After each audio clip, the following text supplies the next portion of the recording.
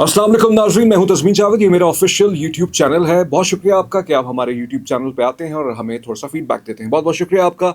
इस वक्त जब मैं ये वीलॉग रिकॉर्ड कर रहा हूं तो इससे एक रात पहले ईरान ने बिशारतुल फतह के नाम से अमरीकी हवाई अड्डे जो कतर के अंदर मौजूद है वहाँ पे उसने जो है एक रिटेलिएशन जवाबी कार्रवाई की है। जो अमरीका ने जो ईरान की न्यूक्लियर साइट्स पर जो हमले किए थे उसके जवाब में बकौल अमरीका के जो 13 मिसाइल्स ईरान की तरफ से जो दागे गए वो सब इंटरसेप्ट हो गई। अमरीका का दावा है।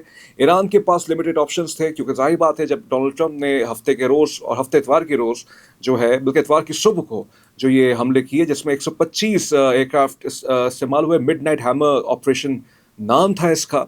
और जिस तरह से उन्होंने किया, ऑब्वियसली ईरान के पास एक यूनाइटेड नेशंस की आर्टिकल 51 के हिसाब से पूरा राइट था ऑफ सेल्फ डिफेंस। अब उसके पास लिमिटेड ऑप्शन है क्योंकि जो ये बेसिस है अमेरिकन की वो गल्फ रीजन्स के अंदर है। ऑब्वियसली वो उसके पड़ोसी भी हैं और कहीं ना कहीं सिचुएशन जो थी वो ख़राब भी हो सकती थी। लेकिन कल कतर की तरफ से भी बहुत मौदबाना किस्म का और बहुत ही मेजर्ड रिस्पॉन्स आया और उन्होंने उसकी कहा कि ठीक है जंग बंदी अब होनी चाहिए।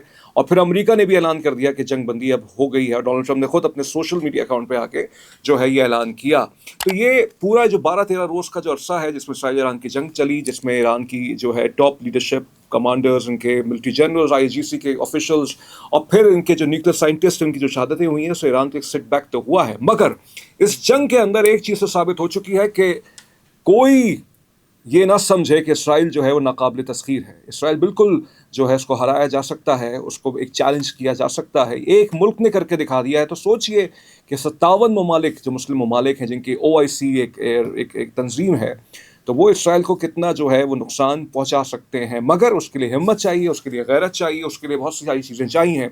ईरान के ऊपर भी अब क्रिटिसिज्म इस तरह की है कि ईरान जो है अपनी एयरफोर्स कैपेबिलिटीज़ को बढ़ाए। लेकिन बहुत से लोग ये कहते हैं कि 40 सालों से क्योंकि इनके ऊपर सैंक्शंस हैं इस वजह से वो नहीं कर पाए। लेकिन उस पर भी जो उन्होंने जवाब दिया बहुत बड़ा जवाब था। तो ये एक थ्योरी तो मर चुकी है कि ईरान, इसराइल, अमेरिकन जो हैं वो एक ही पेज में हैं। ये जो एक थ्योरी जो बहुत से जो कॉन्स्पिरेसी थ्योरिस्ट जो थे वो फैलाते थे इस सब के अंदर, वो चीज़ का तो खात्मा हो चुका है। ईरान ने अपना जो है ये साबित किया है कि ईरान इन तमाम तर पाबंदियों के बावजूद जवाब रखता है। अब इंटरनेशनल नॉर्म्स के हिसाब से तो लोग यही कहेंगे देखिए सबसे ज़्यादा तबाही तो इसराइल ने मचाई ईरान के अंदर। ठीक है, हाँ शहादतें ज़्यादा हुई हैं ईरान के अंदर, हम ये बात मानते हैं। लेकिन अगर कोई शहीद होता है तो हम उसकी शहादत पे फ़ख्र भी करते हैं। और अलबत्ता ये अब हो चुका है कि ईरान के अंदर के जो लोग हैं मुत्तहिद हो चुके हैं। ठीक है, उनके इख्तलाफात हो सकते हैं अपनी हुकूमतों से, उस निज़ाम से जिसके ज़रिए से वो थोड़े से मुतनफ़िर हो सकते हैं। लेकिन अहले फ़ारस कभी भी ये कबूल नहीं करेंगे कि उनके ऊपर जो है कोई आके कोई जंग मुसल्लत करे या अपनी की जो बात मुसल्लत करे। तोदा पार्टी, कम्युनिस्ट पार्टी जो ईरान की है, को के मुखालफत करती थी, लेकिन उसने भी इस वक्त ईरान की हुकूमत का साथ दिया। रिजीम चेंज तो नहीं हुआ। रिजीम चेंज की कोशिशें जो पूरी थी नेतन्याहू की तरफ से, डोनाल्ड ट्रंप भी इसमें अंदर आ चुका था, उसने भी कहा कि रिजीम चेंज होना चाहिए, वो तो नहीं हो पाया। तो ये तो फिर एक तरह से जीत हो गई।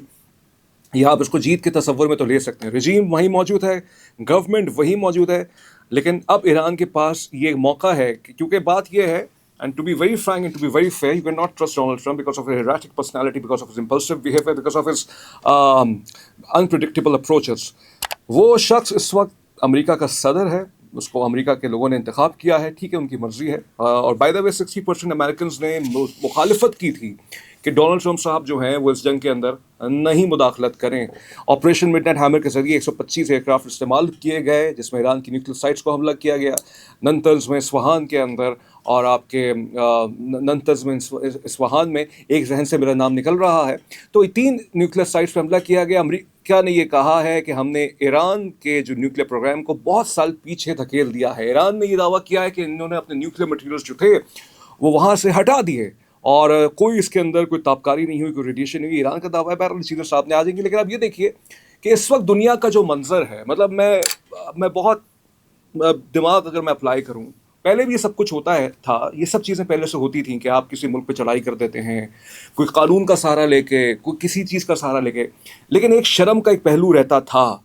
टोनी ब्लेयर ने जब माफ़ी मांगी 10 साल बाद कि कोई इराक़ के अंदर उनको वेपन्स ऑफ मास डिस्ट्रक्शन नहीं मिले, ये शर्म थी उनके अंदर। अफगानिस्तान के अंदर जो चढ़ाई की उसके हवाले से भी वहाँ पे बहुत से लोगों ने कहा, निदामत रही उनके अंदर। लेकिन अब की दुनिया वैसी बनती जा रही है कि हाँ भाई हमने कर दिया, गलती भी की है तो क्या उखाड़ लोगे हमारा। अब वो सोच बनती जा रही है और ये इंटरनेशनल न्यू नॉर्मल बन चुका है कि ये जो प्रीएम्प्टिव स्ट्राइक्स की जाएं ताकि जंग आपके मुल्क में ना आए اور اس کو نارملائز کر دیا گیا ہے, انٹرنلائز کر دیا گیا ہے, تو یونائٹیڈ نیشنز جو ہے ایک طرح کا اس کے دائرے کو تو میرے خیال سے بند ہی ہو جانا چاہیے, کیونکہ they are serving the interest of the ruling elite and the interest of the American hegemony, which is quite unfortunate. And the United Nations has proven itself to be a redundant and to be a rubber stamp institution. And this war has validated this perception by biblical proportions, by the way. تو یہ چیز تو بالکل اب establish ہو چکی ہے, مگر پھر بھی دنیا کے اندر کچھ حوصلہ افزا چیزیں بھی ہیں. کوئی ریاست اپنے آپ کو ناقابل تسخیر نہ سمجھے, کوئی ریاست اپنے آپ کو یہ نہ سمجھے کہ وہ جو ہے اگر کوئی اس پہ چڑھائی کرے گا تو ان کی طرف سے ریٹیلیشن نہیں آئے گا. شہادتیں زیادہ ہیں ایران کی, اس کی وجوہات میں نے بتائیں کہ سینکشنز ہیں, پابندیاں ہیں, پھر خاموشیاں ہیں بہت سے ممالک کی. لیکن سوال اب یہ اٹھتا ہے کہ ایران اس کے بعد اب کرے گا کیا؟ اپنی ڈیفنس کیپیبلٹیز کو اس کو بڑھانا ہوگا. چین کے ساتھ, روس کے ساتھ سفارتکاری کو اب دوسرے لیول پہ لے کے جانا ہوگا. روس نے مذمت کی امریکن اسٹرائک کی, اچھی بات ہے. کل عباس راکچی صاحب روس میں موجود تھے. روس نے بھی جو ولادیمیر پیوٹن ہے رشین پریزیڈنٹ, انہوں نے اس امریکی اسٹرائکس کی مخالفت کی اور کہا کہ یہ غلط کیا ہے. تو اب اس چیز کو آگے بڑھانا بھی پڑے گا. ہو سکتا ہے ظاہر بات ہم یہاں بیٹھے ہوئے سوچ رہے تو ان کی قیادت یہ بھی سب سوچ رہی ہوگی اپنی ایئر فورس کیپیبلٹیز کو بڑھایا جائے, سارے معاملات کو کرایا جائے. رجیم چینج نہیں ہوا, اور جو رضا شاہ پہلوی کے جو بیٹے ہیں وہ اس وقت سوگ کے عالم میں ہیں. ان کی پوری کوشش تھی, دیوار گریا پہ جا کے وہ روئے بھی, کچھ اپنی انہوں نے ہمدردیاں بٹورنے کی کوشش کی, لیکن وہ تو نہیں ہو پایا. کوئی رجیم چینج کے معاملات نہیں ہوا. ایران کے لوگوں نے کہا کہ ٹھیک ہے, ہم ڈیموکریسی کے ذریعے اپنے معاملات کو حل کر لیں گے, لیکن ہم جو ہے یہ قبول نہیں کریں گے کہ کوئی آ کے ہم پر جو ہے ڈکٹیٹرشپ کرے یا کوئی ڈیسپوٹ آ کے ہمارے اوپر بیٹھ جائے اور ہم جو ہے اپنے فیصلے کریں. بہرحال تو خامنئی صاحب کی ایک ڈپلومیٹک وکٹری آپ کہہ سکتے ہیں, لیکن اب اس چیز کو بڑھانا ہوگا اور اپنے آپ اور تھوڑی سی اپنی ملٹری اور نیوکلیر کیپیبلٹیز کو جو ہے اسٹرینتھن کرنا ہوگا, کیونکہ آپ ڈونلڈ ٹرمپ پہ ٹرسٹ نہیں کر سکتے, آپ اسرائیل پہ ٹرسٹ نہیں کر سکتے. ان کی پوری جو کوشش یہی ہوگی کہ کس طرح سے کچھ ان کو اسپیس مل جائے اور پھر وہ اپنی کارروائی کرتے رہیں. تو یہ جنگ جو ہے فار دا ٹائم بینگ رک تو گئی, اچھی بات ہے. دیکھیں جنگ رکنی بھی چاہیے. ہم کبھی بھی اس طرح کی وار ہسٹیریا کریٹ نہیں کر سکتے. ہم کبھی یہ نہیں کہہ سکتے کہ جنگ جو ہے چلنی چاہیے یہ وہ نہیں. بلیک اینڈ وائٹ کچھ چیزوں کو نہیں دیکھنا چاہیے. ہاں کوئی اگر آپ پہ حملہ کرتا ہے تو آپ اس کو جوابی کارروائی کرتے ہیں, تو یہ اچھی بات ہے. فار دا ٹائم بینگ جنگ بندی ہو چکی ہے اور ایران ڈپلومیٹکلی اوپر آیا ہے. رجیم چینج نہیں ہوا, یہی سب سے بڑا مطالبہ تھا اور یہی تھا کہ سرنڈر تو انہوں نے نہیں کیا. یہ ایران کی حوالے سے پاکستان اس کے اندر کیا کردار ادا کر سکتا ہے؟ پاکستان کا میرے خیال سے ایک بہت ہی میجر اپروچ رہی ہے اور پاکستان نے ایران کا ساتھ بھی دیا سفارتکاری کے ذریعے. پاکستان کی کل نیشنل سیکورٹی کمیٹی کا اجلاس ہوا, وزیر اعظم شہباز شریف صاحب اس میں موجود تھے, army chief field marshal Asim Munir صاحب بھی اس کے اندر موجود تھے. انہوں نے جو ہے کہا, انہوں نے مذمت کی امریکی جو اٹیکس ہوئے ہیں ایران کے اوپر, جو کہ انپریسیڈنٹڈ ہے. 125 ایئر کرافٹس کے اندر استعمال ہوئے, ایران کی سوورینٹی کو جو ہے ہٹ کیا گیا. کسی بھی انٹرنیشنل نارم سے وہ بات صحیح نہیں تھی. پاکستان ایک کیش 22 سچویشن میں بھی ہے, اوبویسلی اس کو جو ہے, اور no one is giving advice to the Pakistani government and we do not want the Pakistani government or the establishment or the institutions to fight Americans, because we believe that diplomacy should be the option simultaneously with this posturing that every country has the right to defend itself from any aggression, and every country has a right to protect its territorial integrity. That being said, National Security Committee نے بہت اچھا ایک طرح سے بیان دیا.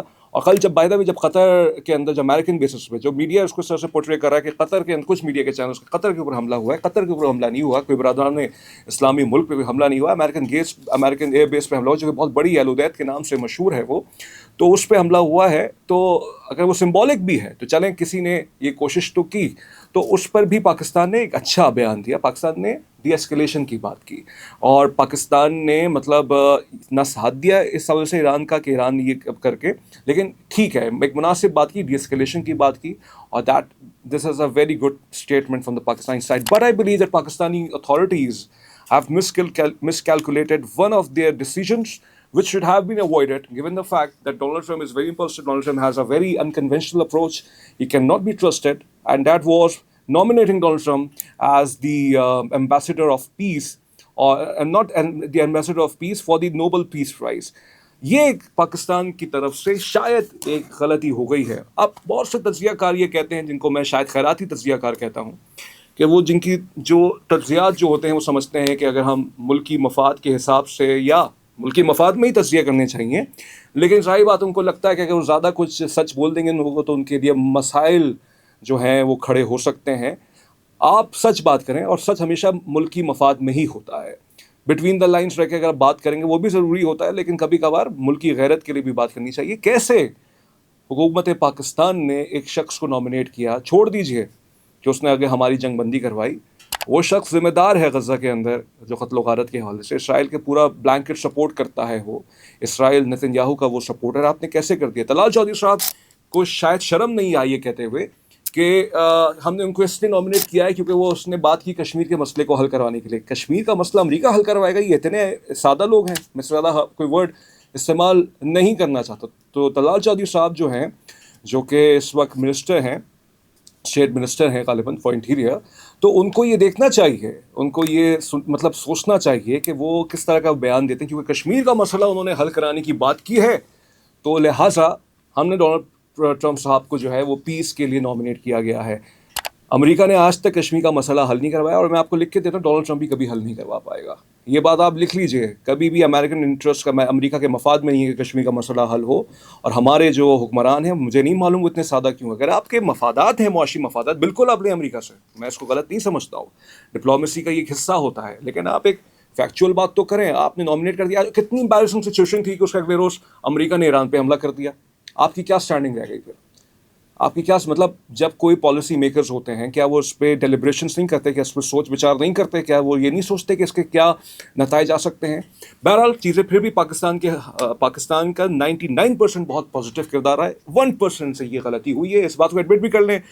تمام سیاسی جماعتیں اس پہ بات کر رہی ہیں کہ یہ جو نامینیشن ہوئی ہے، تمام سول سوسائٹی کے جو انٹلیکچوئلز ہیں، اکیڈیمیا ہے، وہ سب اس کی مذمت کریں کہ یہ بالکل بھی صحیح موو نہیں تھی پاکستان کی طرف سے. پاکستان نے ہندوستان کی جنگ میں جو ایج حاصل کیا ہے اس کو برقرار رہنا چاہیے.